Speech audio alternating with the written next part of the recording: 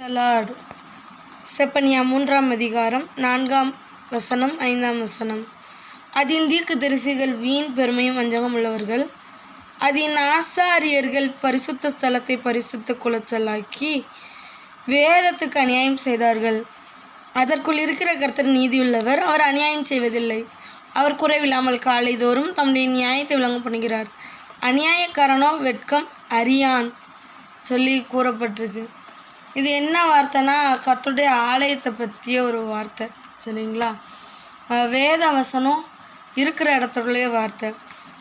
அதனுடைய தீர்க்கதரிசிகள் மீன் பெருமையும் வஞ்சகம் உள்ளவர்கள், இப்படி நிறைய வார்த்தை ஆண்டவர் கூறியிருக்கிறார். சரிங்களா?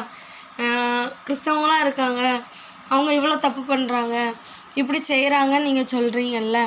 ஆனால் ஆண்டவர் என்ன சொல்கிறாருன்னா, நீ கிறிஸ்துவை பாரு, அவளுடைய கர்த்தர் எப்படிப்பட்டவரா? நீதி உள்ள தெய்வமா. அதான் ஆண்டவர் என்ன சொல்கிறாருன்னா, நான் நீதி உள்ளவராக இருக்கிறேன், நீ ஏன் அவங்கள பார்க்குற? இப்படி தான் ஒருத்தர் இருந்தாராம். சர்ச்சு பாஸ்டர்கிட்ட போய் அவன் தப்பு பண்ணுறான், சர்ச்சுக்குள்ளே இருந்துக்கிட்டு மெசேஜ் பண்ணுறான், அப்படி இப்படின்னு போய் கம்ப்ளைண்ட் பண்ணாராம். அப்போது அந்த சர்ச் பாஸ்டர் என்ன பண்ணாராம், ஒரு டம்ளரில் தண்ணி கொடுத்து இதை சிந்தாமல் சதறாமல் என்ன பண்ணு கொண்டு வான்னு சொன்னாராம். அப்போது இவர் என்ன பண்ணியிருக்காரு, அந்த டம்ளர் நிறைய தண்ணி இருந்திருக்கு, அவர் கொண்டு போயிருக்காரு. சரிங்களா? சிந்தாமல் சதறாமல் கவனமாக கொண்டு போயிருக்காரு. அப்போ ஒரு பொட்டு தண்ணி சிந்துச்சா கேட்கும்போது சிந்தலையா நின்றுருக்காரு. சிந்துச்சுன்னா என்ன ஏதோ பண்ணுவேன்னு சொல்லியிருப்பார். என்ன பண்ணுவார்னா, ஏதோ ஒரு வார்த்தை யூஸ் பண்ணியிருப்பார்.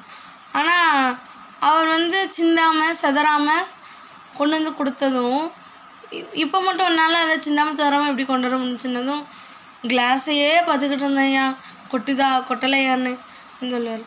ஸோ அதே மாதிரி தான் நீங்கள் கிறிஸ்தவங்களை பார்க்காதீங்க, கிறிஸ்து எப்படிப்பட்டவர், இயேசு எப்படிப்பட்டவருங்கிறத பாருங்கன்னு தான் ஆண்டவர் சொல்கிறார். ஸோ நாம் கிறிஸ்துவை பார்ப்போம். கிறிஸ்து உங்களை எந்த வழியில் நடத்துகிறாரோ அந்த வழியில் நடங்க. கர்த்தர் உங்களை ஆசீர்வதிப்பாராக. ஆமென்.